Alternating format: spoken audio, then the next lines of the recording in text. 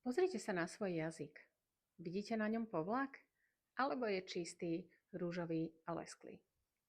Podľa ajurvédy je u mnohých ľudí povlak na jazyku jedným zo signálov, že trávenie nefunguje optimálne.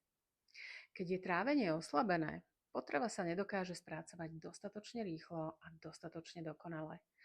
Jej mikrozvyšky potom môžu zostávať v tráviacom trakte príliš dlho. Začnú kvasiť, fermentovať a vytvárať lepkavú, ťažkú hmotu, ktorú ajurvéda nazýva áma. Ajurvéda považuje ámu za jednu z hlavných príčin mnohých chronických problémov. Povlak na jazyku je iba jedným z možných signálov.